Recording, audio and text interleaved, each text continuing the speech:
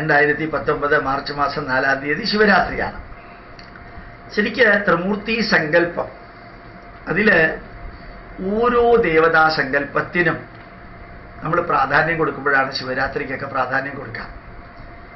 ഇവിടെ national heritage centre Thrissur കേച്ചേരിക്കടുത്ത് മഴുവഞ്ചേരി എന്ന് പറയുന്ന സ്ഥലത്ത് നമ്മളന്ന് പിതൃപൂജ നടത്താറുണ്ട്. ശരിക്കും പിതൃപൂജ നടത്താൻ കാരണം എന്താ അറിയാമോ? ഈ ശിവരാത്രി എന്ന് പറയുന്നത് നമ്മളുടെ ഈശ്വര സങ്കല്പത്തില് സംഹാരം, മരണം, നാശം, അതുപോലെ വിഘ്നം, ഇതുമാതിരിയുള്ള കാര്യങ്ങളെക്കുറിച്ച് ഒന്ന് ഉൾക്കാഴ്ചയോടുകൂടി അറിയാൻ വേണ്ടിയിട്ടാണ് ഇതെല്ലാം. വിനായക ചതുർത്ഥി ആയാലും സ്കന്ദഷഷ്ഠി ആയാലും ജന്മാഷ്ടമി ആയാലും രാമനവമി ആയാലും ഇവരുടെയൊക്കെ ജന്മദിനം നമ്മൾ ആഘോഷിക്കുന്നതൊക്കെ പോസിറ്റീവാണ്. നമ്മൾ നെഗറ്റീവ് ദുഃഖ വെള്ളിയാഴ്ച അങ്ങനെയുള്ള കാര്യം നമ്മൾ ആഘോഷിക്കാറുമില്ല, ആചരിക്കാറുമില്ല. നെഗറ്റീവ് നമ്മൾ ആചരിക്കാറേ ഇല്ല, പരാജയം ഓർമ്മിക്കാറേയില്ല. വിജയദശമി ഒക്കെ വിജയം പോസിറ്റീവാണ്. അപ്പൊ ശിവരാത്രി ദിവസത്തിന്റെ അർത്ഥം എന്താ, വ്യാപ്തി എന്താന്ന് ചോദിച്ചാൽ എന്തർത്ഥമായാലും വിരോധമില്ല, എന്ത് വ്യാപ്തി ആയാലും വിരോധമില്ല.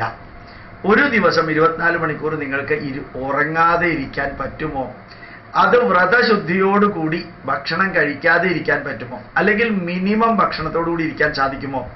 ഈ ശരീരത്തെ വർഷത്തിലൊരിക്കൽ അങ്ങനെ ഒന്ന് ട്രെയിനിങ് കൊടുക്കാൻ സാധിച്ചാൽ നല്ലതാണ്. അതില് കുറച്ച് സമയമുള്ളത് കൊണ്ടും ഹോളിഡേ ആയതുകൊണ്ടും, ജനറലി ഹോളിഡേ ആയതുകൊണ്ടും, എല്ലാവർക്കും ഹോളിഡേ അല്ല, അതിൽ നമ്മൾ ഈ പിതൃക്കളെ സ്മരിക്കാം. പിതൃക്കളെ മരണവുമായിട്ട് ബന്ധപ്പെട്ട മൃത്യുഞ്ജയൻ, മരണ ദുഃഖങ്ങളെ അതിജീവിക്കാൻ നമ്മൾ ആരാധിക്കുന്നത് ഓം ത്രയംബകം യജാമഹേ സുഗന്ധിം പുഷ്ടിവർദ്ധനം ഉർവാരുകമിവ ബന്ധനാത് മൃത്യോർമുക്ഷീയമാമൃതാത്. ഇതാണ് മൃത്യുഞ്ജയ മന്ത്രം. എങ്ങനെയാണോ വെള്ളരിക്ക അല്ലെങ്കിൽ കത്തരിക്ക അതിൻ്റെ ചെടിയുമായിട്ടുള്ള ഞെട്ടുബന്ധത്തിൽ നിന്ന് വേർതിരിക്കുന്നത് ഉർവാരുകം ഇവ ബന്ധനാത്. ഉർവാരുകം വെള്ളരിക്കാന്ന് പറയും, കത്തിരിക്കാന്ന് പറയും, ഏതായാലും നമുക്ക് തൽക്കാലം കുഴപ്പമൊന്നുമില്ല. അത് ചെടിയുടെ ഞെട്ടിൽ നിന്ന് വേർതിരിക്കുന്നത് മാതിരി ഞാനും ജീവിത പ്രശ്നങ്ങളുമായിട്ടുള്ള ബന്ധം, പ്രശ്നങ്ങളുമായിട്ടുള്ള, ബുദ്ധിമുട്ടുകളുമായിട്ടുള്ള, ദുഃഖവുമായിട്ടുള്ള, വേദനകളുമായിട്ടുള്ള, തടസ്സങ്ങളുമായിട്ടുള്ള ബന്ധം ഒഴിവാക്കാം. തടസ്സങ്ങളും ദുഃഖങ്ങളും വേദനകളുമായിട്ടുള്ള ബന്ധം ഒഴിവാക്കുക എന്ന് പറഞ്ഞാൽ അതിൽ നിന്നെല്ലാം എന്നെ മോചിപ്പിക്കാം, ബന്ധം മോചിപ്പിക്കാം. ഇതാണ് നമ്മുടെ പ്രാർത്ഥന. അപ്പൊ ശിവരാത്രി ദിവസം നിങ്ങൾക്ക് എന്തെല്ലാം സാധിക്കും അതൊക്കെ ചെയ്യാം. സാധിക്കുമെങ്കിൽ വിശക്കുന്നവർക്കും വേദനിക്കുന്നവർക്കും അനാഥർക്കും വൃദ്ധർക്കും രോഗികൾക്കും ഒക്കെ നല്ല രീതിയിൽ സഹായിക്കാം. ജീവിതത്തിൽ നല്ല ക്ലാസ് എടുക്കാൻ സാധിക്കുമെങ്കിൽ സാധിക്കാം. ബ്രഹ്മാവിഷ്ണു മഹേശ്വര സങ്കല്പം നല്ല സയന്റിഫിക് ആയിട്ട് പറഞ്ഞു കൊടുക്കാൻ പറ്റുമെങ്കിൽ പറഞ്ഞു കൊടുക്കാം. ഭഗവത്ഗീത, ശിവനുമായിട്ട് വലിയ ബന്ധമൊന്നും ഇല്ലെങ്കിൽ തന്നെ ഭഗവത്ഗീത പറഞ്ഞു കൊടുക്കാൻ സാധിക്കുമെങ്കിൽ ചെയ്യാം. നമ്മുടെ ശിവക്ഷേത്രങ്ങളുടെയൊക്കെ സിവിൽ എഞ്ചിനീയറിങ്ങിനെ കുറിച്ച് മനസ്സിലാക്കാം. രാമേശ്വര ക്ഷേത്രമൊക്കെ ഗംഭീരാണ്. അങ്ങനെയുള്ള കുറേ കാര്യങ്ങൾ പഠിക്കാം. നിങ്ങൾ ഇന്റർനെറ്റിൽ പോയാൽ ഇതൊക്കെ കാണാൻ സാധിക്കും, ഇതൊക്കെ കേൾക്കാൻ സാധിക്കും, ഇതൊക്കെ വായിക്കാൻ സാധിക്കും. അങ്ങനെ തികച്ചും ആത്മീയമായിട്ടുള്ള കാര്യങ്ങൾ. ഇപ്പൊ രാമനവമിക്ക് രാമന്റെ മാനേജ്മെന്റ് പ്രിൻസിപ്പിൾ പഠിക്കാം. ജന്മാഷ്ടമിക്ക് ശ്രീകൃഷ്ണന്റെ മാനേജ്മെന്റ് പ്രിൻസിപ്പിൾ പഠിക്കാം. അതുപോലെ തന്നെ വാമന ജയന്തി ദിവസം വ്രതം അനുഷ്ഠിക്കുന്നുണ്ടെങ്കിൽ എന്തുകൊണ്ടാണ് ഹിരണ്യകശിപുവിനെ വധിക്കാനായിട്ട് നരസിംഹമൂർത്തി വന്നത്, പിന്നെ നരസിംഹമൂർത്തി പ്രഹ്ലാദന് കൊടുത്ത ജീവിത മാനേജ്മെന്റ് പ്രിൻസിപ്പിൾ എന്താണെന്നുള്ളത് പഠിക്കാം. കുറച്ചൊക്കെ പഠിച്ചാൽ മതി. അത് തന്നെ പഠിച്ച് അതിൽ നിന്ന് PhD എടുക്കാനൊന്നും പോകണ്ട. ഇപ്പൊ ശിവരാത്രി ദിവസം മാർച്ച് മാസം 4-ാം തീയതി രാവിലെ തൊട്ട് വൈകുന്നേരം വരെ ഈ രൗദ്രഭാവത്തിലുള്ള ശിവനെ കുറിച്ച്, അത് താണ്ഡവ നൃത്തമാടുന്ന ശിവനാണ്.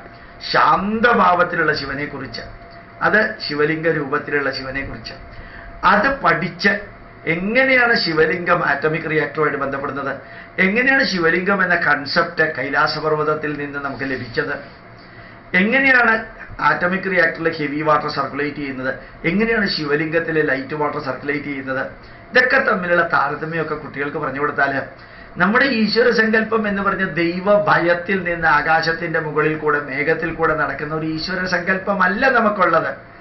ശപിക്കാനും പ്രാവാനും ഭീഷണിപ്പെടുത്താനും കൊന്നു കൊല വിളിച്ച് 4 തലമുറ ദണ്ണിപ്പിക്കുമെന്ന് പറഞ്ഞ് പാപികളെ നിങ്ങൾക്ക് അന്ത്യം ഞാൻ വരുത്തുമെന്ന് പറഞ്ഞ് എൻ്റെ വാളുകൾ രക്തം കുടിച്ച് ചെടിച്ചു എന്ന് പറഞ്ഞ് നായ്ക്കൾക്ക് പോകേണ്ടവർ നായ്ക്കൾക്ക്, അഗ്നിയിലേക്ക് പോകേണ്ടവർ അഗ്നിയിലേക്ക്, വെള്ളത്തിലേക്ക് പോകേണ്ടവർ സമുദ്രത്തിലേക്ക്, ഞാൻ നിങ്ങളുടെ 4 തലമുറയെ പകരം വീട്ടുമെന്ന് പറയുന്ന ഭീകരനായ ഒരു യഹോവ, അതൊന്നുമല്ല ഭാരതത്തിലെ ഈശ്വര സങ്കല്പം. കുറെ കൂടി പാപിയല്ലാത്ത ശൃണ്വന്തു വിശ്വേ അമൃതസ്യ പുത്ര ആയേ ധാമാനി ദിവ്യാനി തസ്തു, അമരത്വത്തിന്റെ പുത്രന്മാരെ എന്നാണ് മനുഷ്യരെ വിളിച്ചിരിക്കുന്നത്. അങ്ങനെയൊക്കെ ചിന്തിച്ചിട്ട് ശിവരാത്രി ദിവസം ഉപാസന നടത്താൻ നല്ല രീതിയിൽ ശിവാലയ ഓട്ടം ഉണ്ടെങ്കിൽ അതിലൊക്കെ പങ്കെടുക്കണം. അതൊക്കെയാണ് ഡിവോഷൻ, ഡെഡിക്കേഷൻ, സിൻസിയറിറ്റി. ഇടിഞ്ഞുപൊളിഞ്ഞ അമ്പലങ്ങളൊക്കെ നന്നാക്കാനും ക്രിസ്ത്യാനികളെ മുസ്ലിങ്ങളെയൊക്കെ അവിടെ ക്ഷണിക്കാനും അവരൊക്കെ ഹിന്ദു ധർമ്മം പഠിപ്പിക്കാനും. അവരെ ഒന്നും മതം മാറ്റാൻ നിൽക്കേണ്ട, അവർ ഹിന്ദുക്കൾ തന്നെയാണ്. ചിന്മയാനന്ദ സ്വാമി പറഞ്ഞ മാതിരി ഭാരതത്തിൽ 2 വിഭാഗത്തിലുള്ള ജനങ്ങളേ ഉള്ളൂ. Those who were Hindus, those who are Hindus. ഹിന്ദുക്കളായിരുന്നവര്, ഹിന്ദുക്കളായവര്, ഹിന്ദുക്കൾ ഇപ്പോൾ ഹിന്ദുക്കളായിട്ടുള്ളവര്. അങ്ങനെ അവരെല്ലാം നമ്മുടെ ധർമ്മത്തിലേക്ക് കൊണ്ടുവരാൻ അവര് ബൈബിളും യഹോവയെയും ഖുറാനും പ്രവാചകനെയൊന്നും കളയണ്ട, അതോടുകൂടി ഇവിടെ വരാം. ആയിരക്കണക്കിന് പുസ്തകങ്ങളുടെ കൂട്ടത്തിൽ ഒരു ബൈബിളും ഒരു ഖുറാനും വെക്കാനൊന്നും നമുക്ക് വലിയ പ്രശ്നമൊന്നുമില്ല. ആയിരക്കണക്കിന് ആചാര്യന്മാരുടെ കൂട്ടത്തിൽ ഒരു പ്രവാചകനെയും ഒരു യേശു ക്രിസ്തുവിനെയും വെക്കാൻ നമുക്ക് വല്ല വിഷമമുണ്ടോ? 30 കോടി ദേവന്മാരുടെ കൂട്ടത്തിൽ ഒരു അല്ലാഹുവിനെയും ഒരു യഹോവയെയും വെക്കാൻ നമുക്ക് വല്ല കുഴപ്പമുണ്ടോ? ഹിന്ദുക്കൾ മാത്രമല്ലേ അവരുടെ ഹോട്ടലിലാണെങ്കിലും ബസ്സിലാണെങ്കിലും കാറിലാണെങ്കിലും അവരുടെ സ്ഥാപനങ്ങളിലാണെങ്കിലും യേശു ക്രിസ്തുവിൻ്റെയും ശ്രീകൃഷ്ണന്റെയും അല്ലെങ്കിൽ മഹാവിഷ്ണുവിൻ്റെയും ഗുരുവായൂരപ്പന്റെയും കഅബ എന്ന മുസ്ലിങ്ങളുടെ സിമ്പിളൊക്കെ വെക്കാറുള്ളത്. അതുകൊണ്ട് ഇവരൊക്കെ അമ്പലത്തിലേക്ക് കൊണ്ടുവരിക, ഇവരൊക്കെ ശിവാലയ ഓട്ടത്തിൽ പങ്കെടുപ്പിക്കുക. നല്ല രീതിയിൽ നമുക്ക് ഈ ശിവരാത്രി ആഘോഷിക്കാനും ഒക്കെ സാധിക്കട്ടെ എന്ന് പ്രാർത്ഥിക്കുന്നു. പ്രണാമം, നമസ്കാരം.